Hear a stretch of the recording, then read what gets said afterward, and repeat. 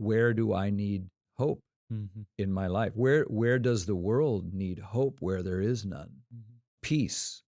Where am I conflicted in a way that maybe the coming of Jesus is the only thing that could help me resolve that conflict, that peace or turmoil that I see? Joy. Where does my life suck? Where do I observe tears? Where do I feel this lack, whether in others or the world around me or my own heart, where I could invite Jesus to say, will you give me the joy of your salvation? Will you help me beyond my circumstances to taste joy and real fulfillment in life again? Just the guidance that Advent brings that I'm kind of hungry for, but I would not go there myself. But Advent is kind of like a, hey, let's go there.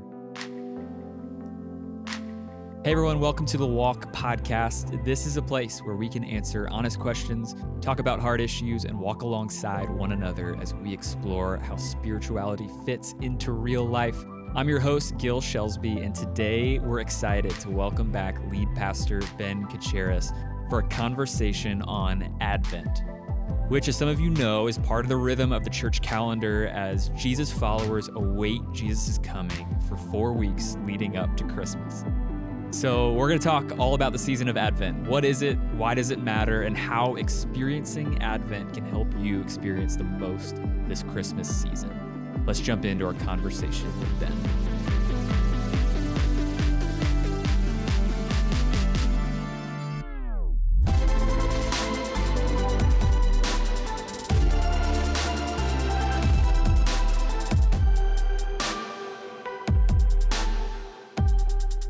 Ben, welcome back on. Thank you, Gil. I know there'll be a bunch of people who are really excited to hear your voice again. Let's just jump right in today. We're talking Advent. We're talking Christmas today.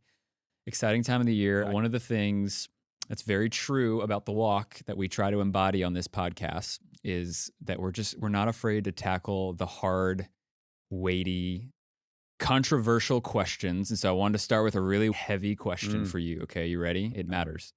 When is it permissible to start listening to Christmas music in the year? Right after Thanksgiving, it's okay, but what kind of Christmas music matters a little bit. Yeah. You can't go right for the super festive Mariah Carey Jingle Bells stuff then. For me, it's got to be more subdued in the thoughtful, like folk music and old hymns. It's not the answer. Like what? Do you have a recommendation? Oh man, I got what are you more throwing Christmas on? music than you want to know. But yeah, like everybody's got a Christmas album. Don't go for the stuff you would listen to on Christmas Eve at the beginning. You won't have anything left. Space it out. Yeah, space it out. Okay, good. Yeah. Good. That's helpful to know. I mean, I think there's a lot of people who are going to be maybe a little upset to hear that. I know there's a lot of folks who are playing Mariah Carey in like October. I know. So, but that's a sin, and they will pay. There you go. I don't know. Yeah. Actually, we're going to talk a little bit about that, about the, how soon we get going and all that. But yeah, man, it's crazy how soon everyone else wants you to start thinking about it. It ramps up. Yep. Yeah. It sneaks up on us, and here we are. So, but we're there now. We're here now. Let's jump right in. The season of Advent is kind of what we're spending our time thinking about here today. What is Advent? Where did it come from? How does it relate to Christmas? All that stuff. Yeah, well, a while ago we did a podcast, Gil. I don't know, when was that? We did the podcast, we talked about like the Christian year. That was Lent. Okay, well, there you go. We talked about the idea of the Christian year.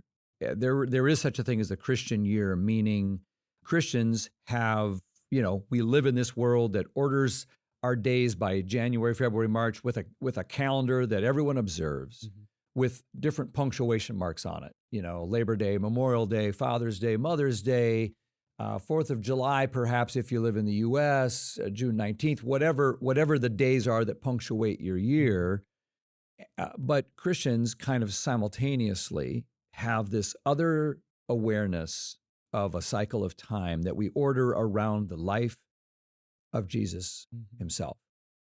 And that provides for us a kind of cyclical rhythm. And you can get really intricate with it and follow it to the T, as some do when they consult the Book of Common Prayer every single day for their morning devotions, or some churches that preach out of something called the lectionary that are a shared group of texts that we agree to go through in a 3-year cycle, so we get a wide variety of scripture in it. Or at Mountain, we say, we're going to follow this awareness that we're going to live with the cycle of Christ's own life overlaying our life, which means the Christian year actually begins with Advent. And it's a way of saying Jesus has come. Advent is a word, adventus. It means arrival or coming, pointing to the fact that God has broken into our world and has come. Advent, he has shown up. And it's the most notable hinge point of history. Let's mark our time with that. And then the Christian year, of course, covers other things to the life of Christ as well, up through, of course, Lent, those few weeks leading up to the resurrection of Easter, and then some things like Pentecost, where the church and so forth. So Advent is the beginning of that whole cycle. And it's just a way of saying, let's order our lives around the time that Jesus had in his own life. And it's a pushback to the crazy, busy, hectic, commercialized, frenzied life that a lot of us live most of the time that seems to be put even on steroids during the Christmas season. So the themes of Advent are really kind of countercultural, like, wait, I know that the times that we live in are saying live this certain way. As God's people, we're going to kind of order our lives around Jesus, who came quietly, came slowly, came undercover. And so we're gonna slow down and observe this arrival in a way and see, what does it really mean for me and for the world in a thoughtful way. Yeah, that's great.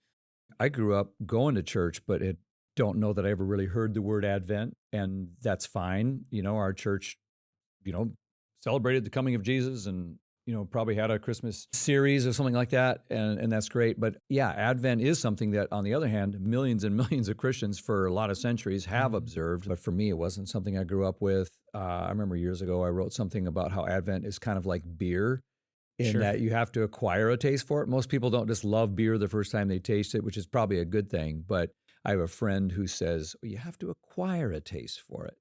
And the first time he tasted it, I actually hate beer. I don't know if I could ever acquire a taste for it, but he's a hops aficionado today, despite the fact that he first was like, this is so strange and awful. Why would you ever drink this?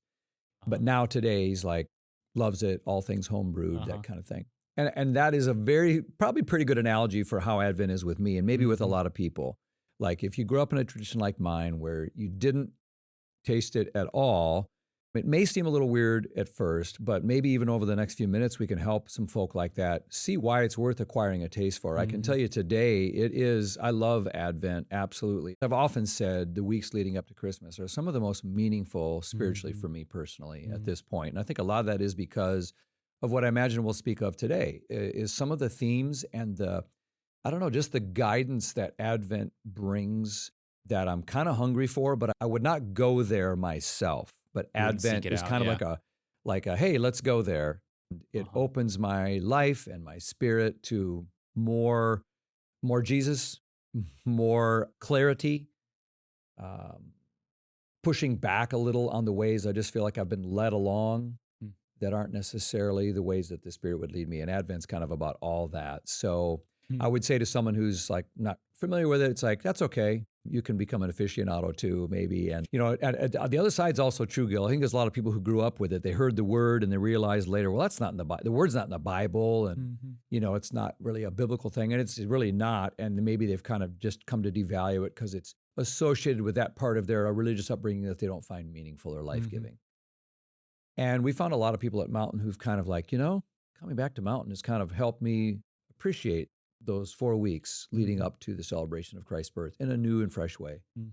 And that's why at Mountain we kind of try to not make a big deal, like everyone's got to, understand everything about Advent. But at the same time, it's something really smart that people for centuries have kind of relied upon. And we think it's a useful tool. Anything that gives us more Jesus is a good thing. And it's one of those for me. Okay. Help us acquire a taste a little bit here for Advent. What are those themes when you think about, you mentioned it maybe stands at a distance from the way our culture thinks about this time of year. There's some countercultural stuff in there that Advent offers us, maybe some themes that are a little different than what we would normally think of. What are those themes? What does it have to offer us? Man, there's a whole bunch. Maybe that's almost the bulk of what we'll talk about, because that's what I love about it. It's like it's way deeper than the, hey, put Christ back in Christmas kind of Sure. griping that Christians love to do. But it is very countercultural. In fact, in some ways, it's countercultural to American Christianity, if I can say that.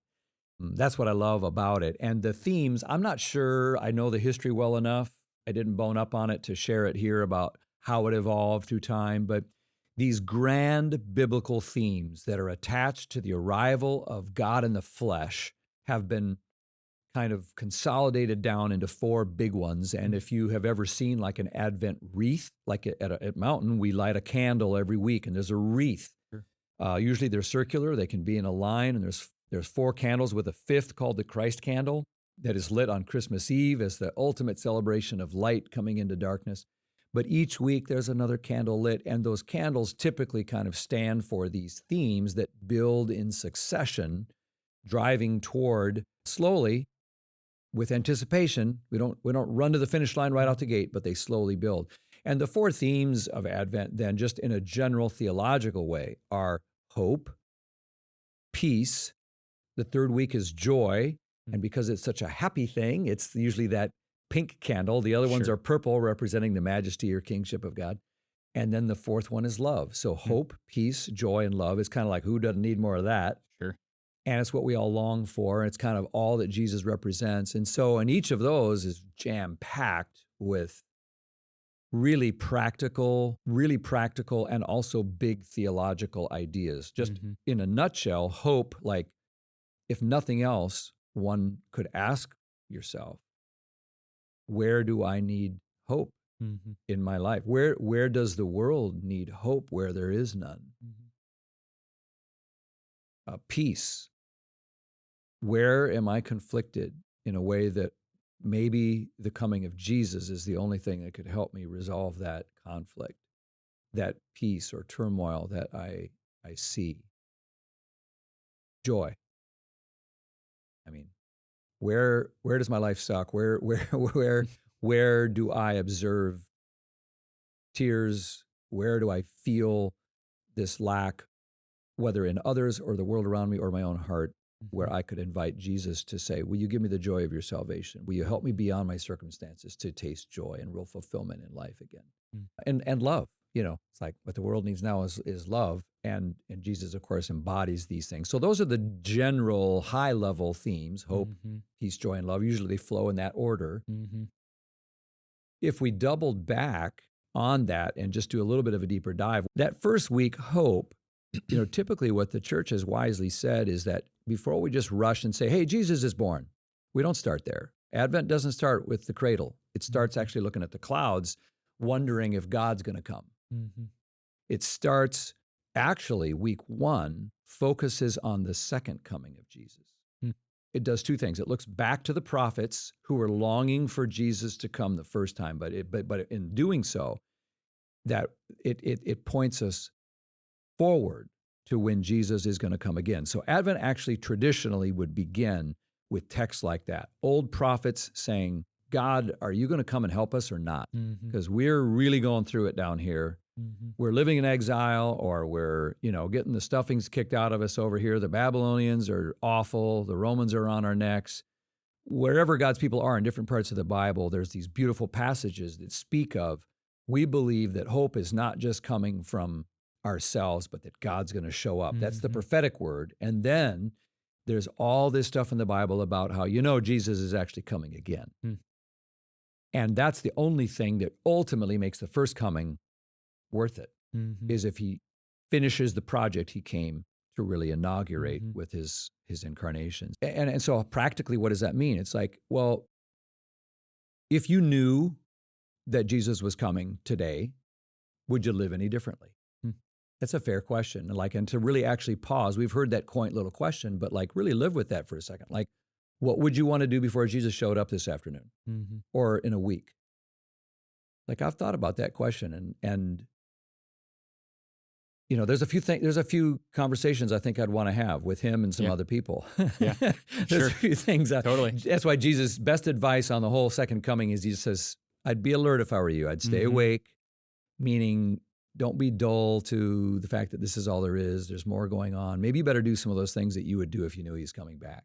Yeah. And there's a preparing that comes with it. It's like, that's kind of, Advent gives you the excuse to live in that in-between of like, man, things really suck right now, but one day God's going to do something about it. And what does that mean for our life today? Like, I think that's, It's beautiful. And so, I mean, every time I think about the second coming of Jesus, it makes me want to ready my life for him, which is how you celebrate Christmas.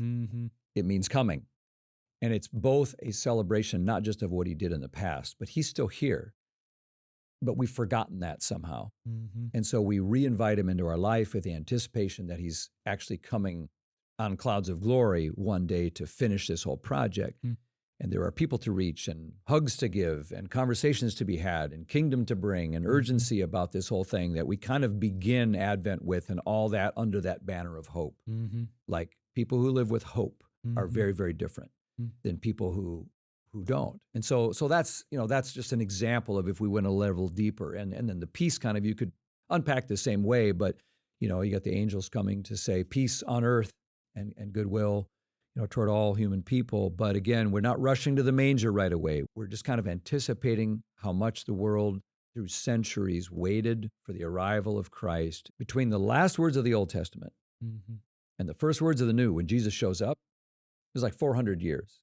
If they can wait 400 years, we can wait 4 weeks before we rush to sing joy to the world. And that's kind of the wisdom of Christian tradition is, it's like, just make yourself wait and long for this more. Yeah, wow. You're going to get more out of the celebration if you anticipate.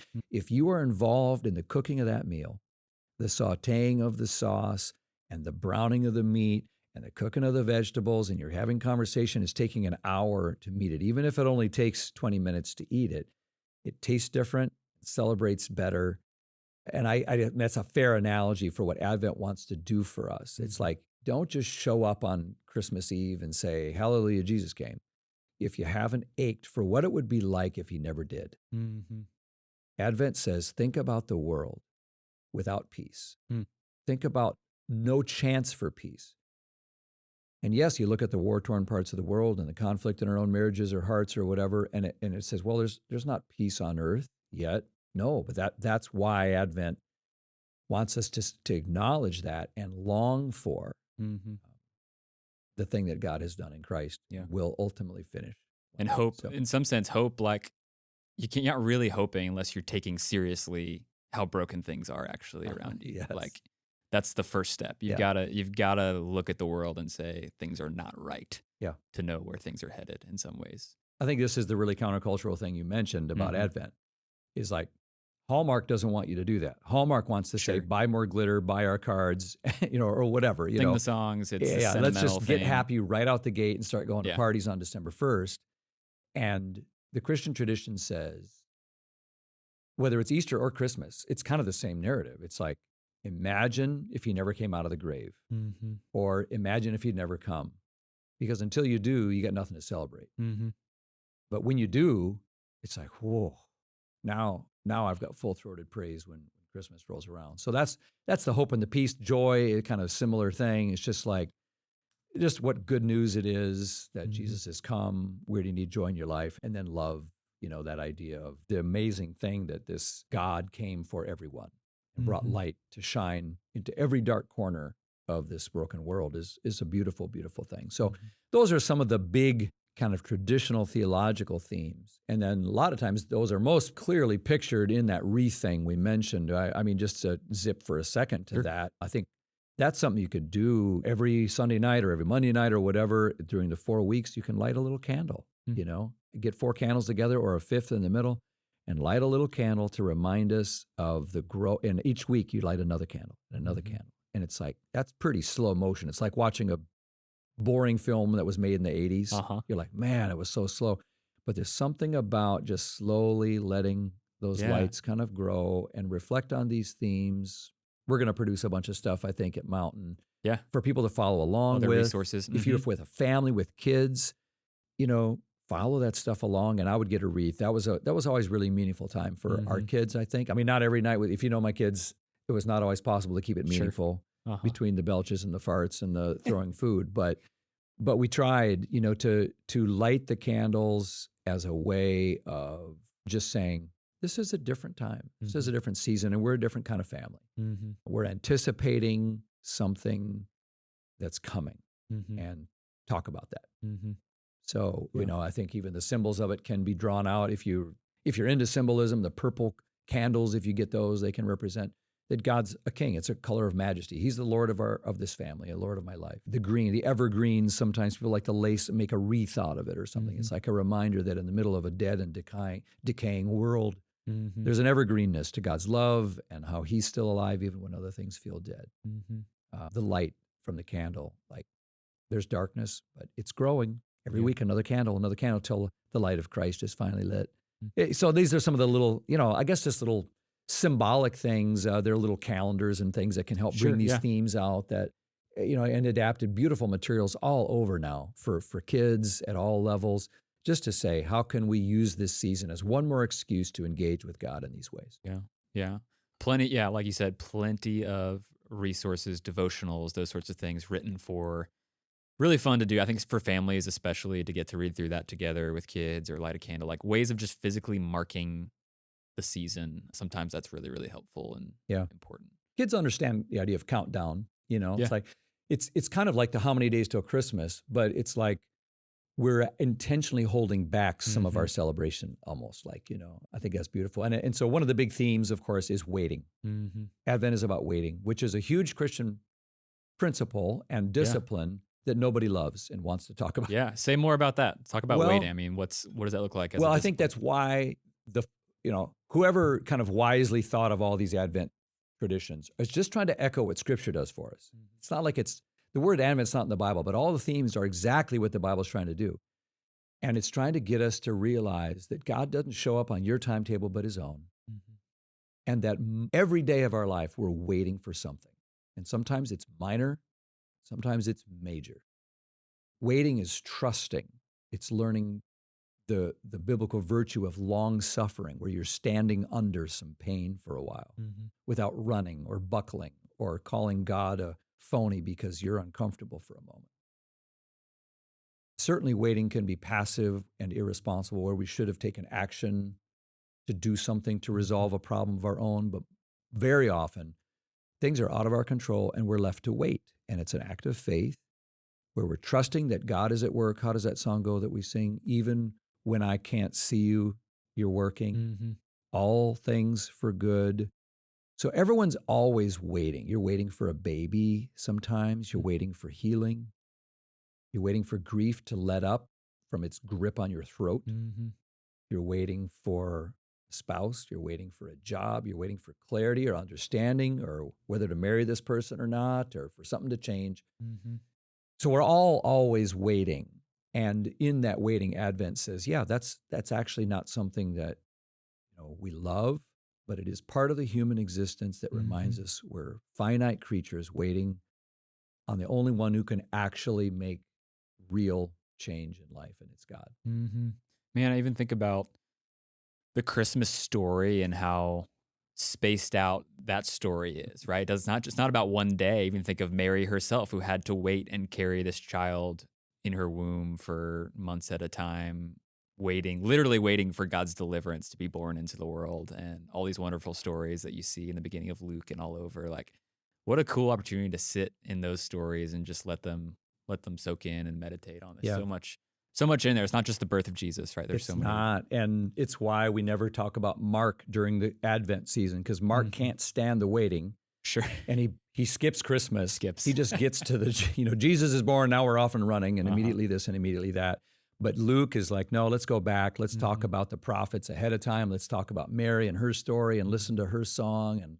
And Matthew does the same thing and gives us a zoom in on Matthew. And you're like, get to the good stuff. And he's like, no, I'm going to start with the genealogy. And we're waiting and waiting and waiting, before we get to the good stuff. And John even goes back into history and goes back to the beginning of time. In the beginning was the Word, and the Word was with God.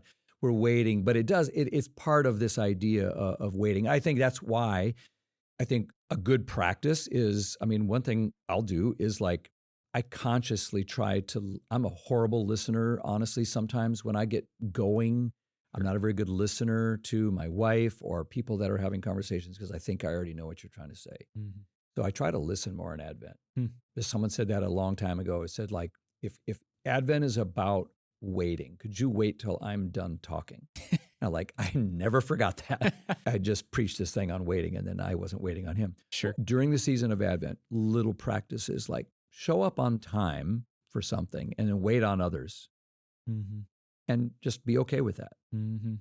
Being mindful of how you feel in traffic or pick the long line at Aldi for a change, just because it's not going to kill you and it might teach you something beautiful. So it's weird to say waiting. What's Sure. the point of waiting? Why would we wait? Everything in our lives is designed to go faster, but there's something about trusting that God will show up in the waiting. If God doesn't show up in the waiting, Mm-hmm. there's only like 8 moments in our life that count for anything, because most of our life, Sure. we're waiting. We're in the in-between of something. Yeah. And so Advent teaches us that.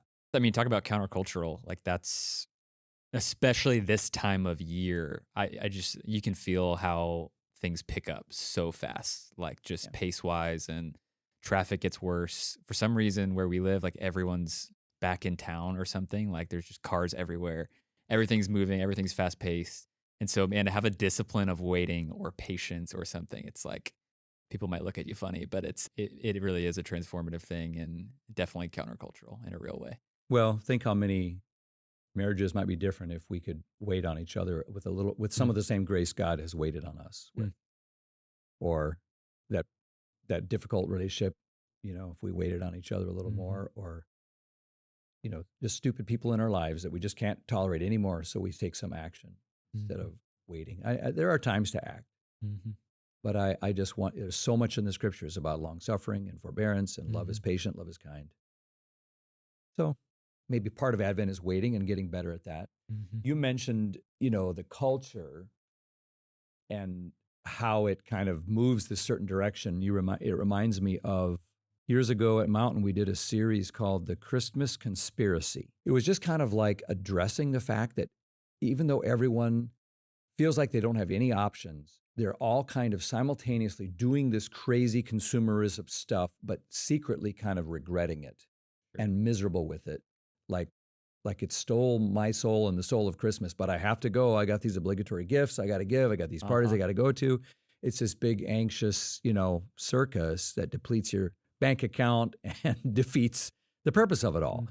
And what we were trying to say in this series, and what I think would be something that all Christians could really think about Advent as an invitation to do every year, including this one, would be just say, you don't have to go along with the system completely, take a stand and join a whole bunch of the groundswell of Christians who are kind of part of this conspiracy to put Jesus actually in the center of it all, not in a cliche way, like put Christ back in Christmas, put him in the, yeah.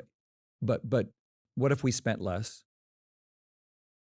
And gave more, not just in unwanted gifts, but in intangible ways? What if we made it more about the Jesus that we say this is all about? So, I mean, there are some practical things we could unpack there, but I love the idea of Christ followers who try to remake Christmas actually in Christ's image. I mean, the irony is just shocking when you think about the whole thing about him coming as this little helpless baby to, what if we rose up kind of subversively to say, some of this has gotten us off track. And I don't feel closer to Jesus at all when I'm done with this exercise that Christmas has become. Yeah. And so away from the crowds in the Amazon, I'm going to de-stress and be more simple, kind of radical expressions of love.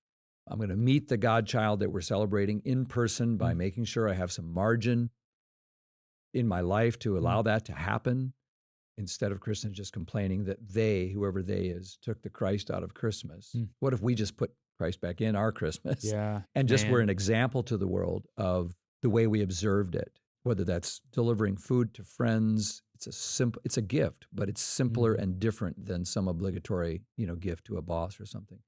Volunteer more. Send a gift. I sponsored a child in your name, and tell someone why you did that. These are the kind of countercultural things that I think could really make a difference in our own lives. Mary said yes to a very bombastic request would you be the bearer of God? And she's Mm-hmm. like, be it unto me according to your word. Brave obedience, And Joseph kind of the same way. His family, everyone thought he was crazy. So what would we be willing to kind of just like be as crazy and obedient, even if our family thinks it's a little, that's not the way you do Christmas, like these folk were. So, some of the landmark ones, I think, Gil, are spend less. Like, what if we moved from Christmas this year being less about what we want to get and more and giving people what we need, what they need. Let me say that again. Move away from Christmas being about getting what we want to giving people what they need. And I'm not, you don't have to have some stark simplicity or some live with a hair shirt or something like that. But you don't have to be caught up in the excessive waste of some of the giving either. Is that really the message you want to give your kids? Here's a pile of toys that you didn't ask for, that you don't need, and you don't even use the ones we gave you last year. What if we combated some of that and just used our wealth, our incredible wealth, not for obligatory gifts or excessive stuff, but to truly bless? The way that I love doing that more than anything is giving relational gifts. Our family started to do more of this, and I love it. It celebrates a relationship, which, again, is in the bearing of what Christmas is. God comes in person. He gives his son. He didn't give us stuff. He gave us himself. Yeah. What does that look like for you all? You said relational gifts. What does that mean?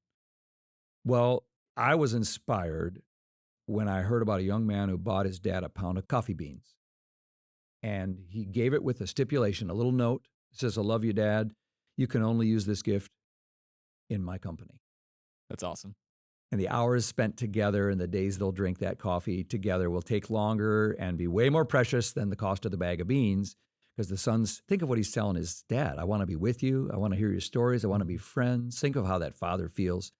That son could have spent his life savings or, whatever. But that's a kind of gift that we've started to want to give in our family. Some of them still cost money. I, for years, every year would give a ski trip to my sons, but it wasn't about the skiing, and they knew it. It's like, you and me are getting together, and we're going on this ski trip together. And it's the memories we made and the bonds we built that made that an awesome thing. I'll tell you a cool one. For our daughter-in-law, Nicole, this last year, we kind of learned that one of her things, it's probably almost everyone's this way, words of affirmation really mean a lot to her, as they do for me and probably everybody. So I think Ellie might have been the coordinator of this, my daughter, but we collected, everyone just wrote notes, like a bunch of notes to Nicole. And she put them all in an envelope, all in different envelopes, separate envelopes in a box, beautiful little colored things, and a label on each one. When you are discouraged, open this one. That's awesome. And there's a note from her sister-in-law or her mother-in-law or her dad or whoever that says, you're loved, you're going to make it, we're with you. When you just won a pickleball match and you're feeling on top of the world, read this one. And it's a scripture about you're amazing and God gave you the skill and stay humble, we love you, or whatever. It's a full box, There's no gift I could have given my daughter-in-law that would have meant more to her. Sure, yeah. And it feels like it's more in keeping with what God did when he sent Jesus to be here among us. It's a relational gift ultimately. And we've made this thing about money and time and party and glitz and new hats and raspberry sauce and singing this, watching Chevy Chase. And all those things are great. But I want to do all of it, but I don't want to do all of it if it means I can't experience the relationship with Jesus in a deeper way. And I am helped by doing that when I give gifts that are also relational. Yeah. So I think families, one example from our family, kids leaving for college, here's a little journal. You're not going to have a lot of spare time. You're going to be very busy with what you're doing. But once in a while, I want to really encourage you to write down a thought or an idea or a fear or a new friend you make or some question you have or a feeling or a prayer. Just write it in there, and I'm going to do the same in mine.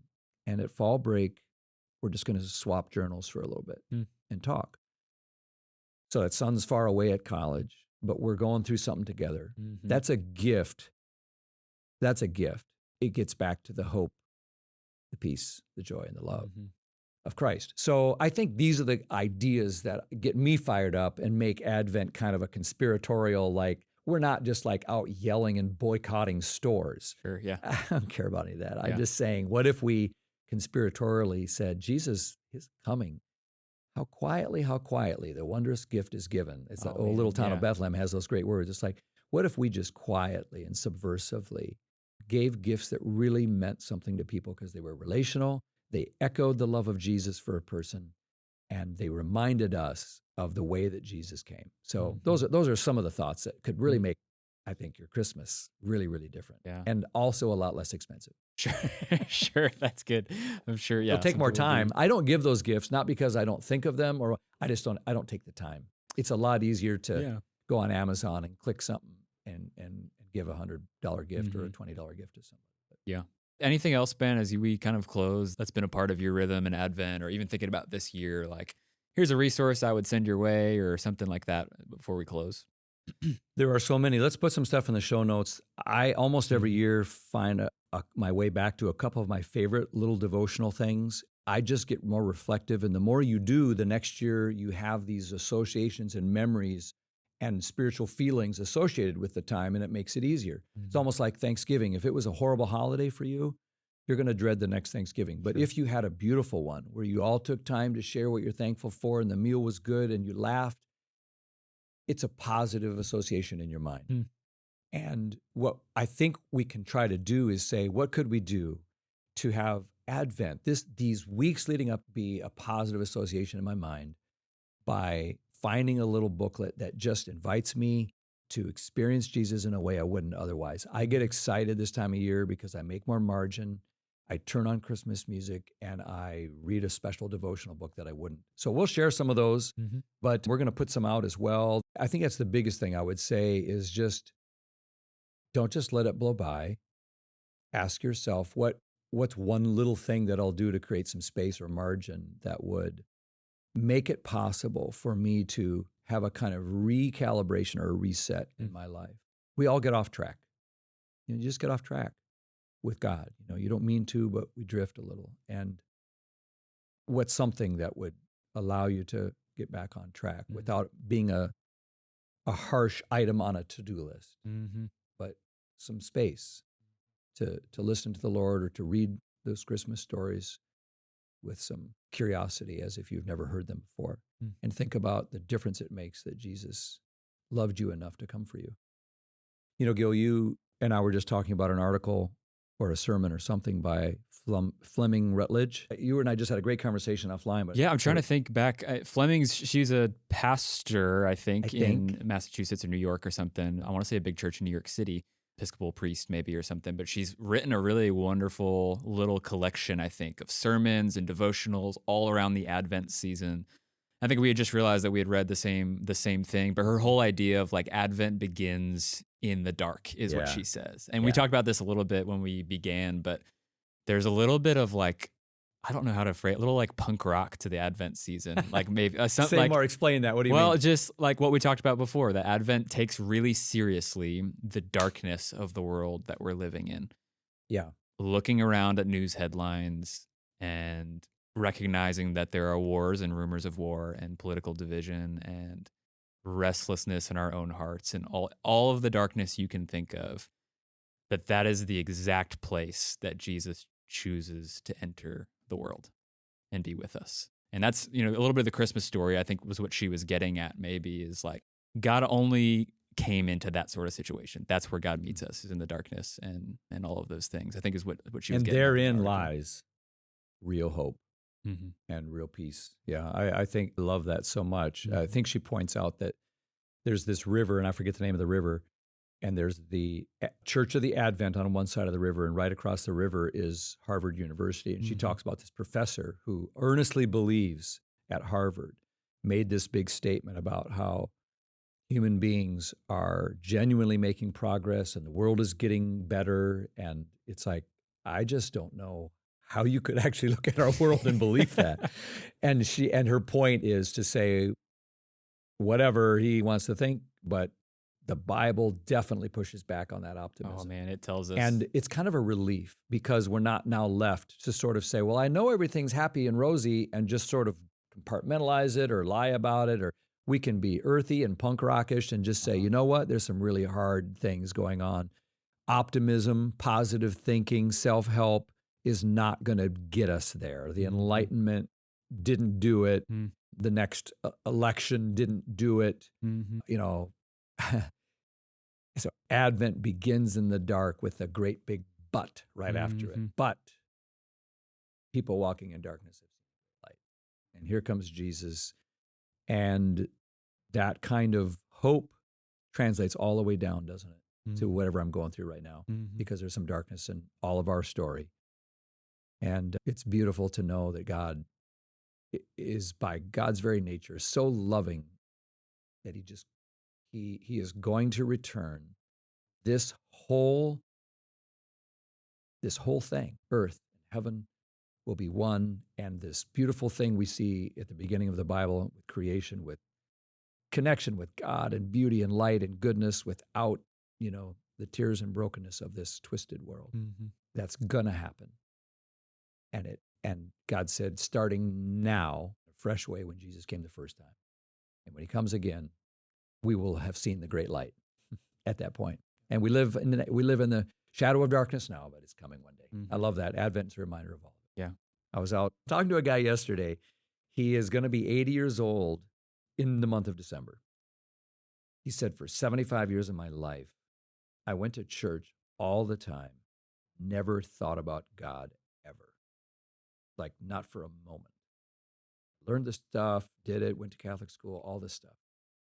75 years old, his wife brings him to the mountain. And something about a men's group he was in, he went to Rooted. Some paragraph he circled and showed me in his book one time. He's like, it all just made sense. He says, and a big smile on his face, this 79-year-old guy tells me, I think about Jesus every morning. And I think about him through the day. Last thing I do before I go to bed is I say, thank you, Jesus. It's like, what if Advent did that? Yeah, dang. Because he's figured out Jesus has come, Jesus is coming, and Jesus will come again.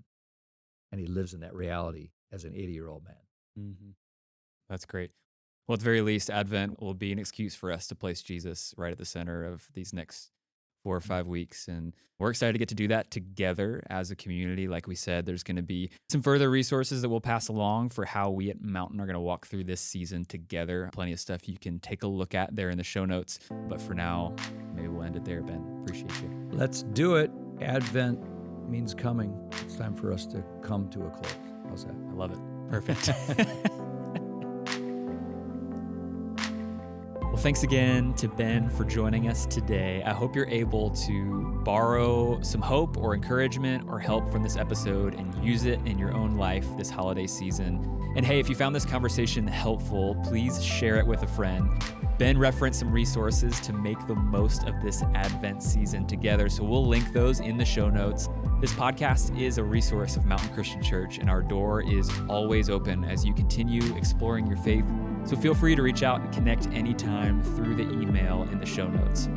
Thanks for joining in. We hope that this Christmas is one full of joy, peace, hope, and love. And until next time, keep exploring your faith and know that we are walking alongside you.